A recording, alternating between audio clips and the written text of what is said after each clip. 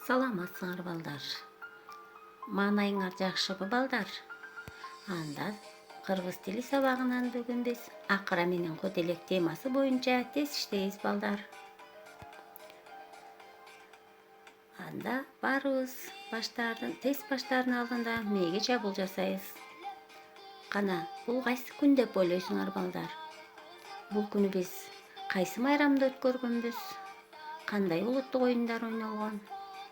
Силер эстедиңер деп ойлойм. Анда баштайбыз.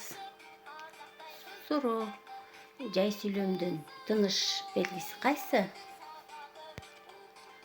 Чекит, илеп, суроо.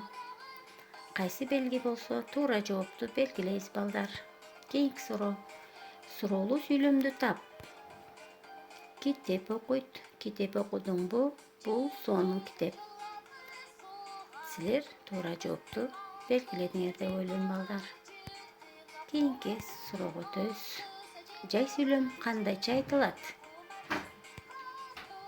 Жайынча, күчтүү сезим менен, суроо мааниде.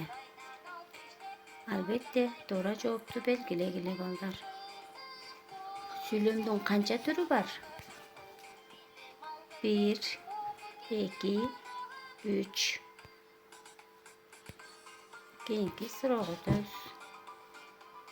Акыра менен коделек каяка келишти? Көлгө, талаага, чөлгө.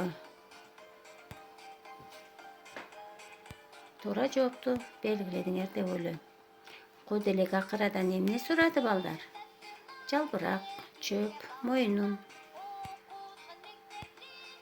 Кийинки суроо.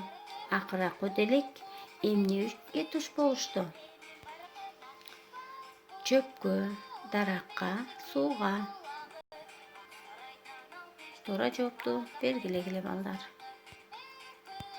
Кийинки суроого өтөбүз. Коделек эмне үчүн акырадан кечирим сурады? Коркуп, уялып, орунсуз суроо үчүн. Албетте, туура жоопту белгиледиңер деп ойлойм балдар. Анда кийинки суроо. Мен моюнумду бере албайм деп ким айтты? Коделек, акыра, дарак. Албетте, туура жоопту белгиледиңер балдар. Кийинки суроо. Акыра менен коделек эмне болушту? Дос, тууган, душман. Ойлондук. Туура жоопту белгиледиңерби балдар? Азаматсыңар. Анда бүгүнкү сабакка жакшы катышкандыгыңар үчүн чоң рахмат. Саламатта калгыла балдар.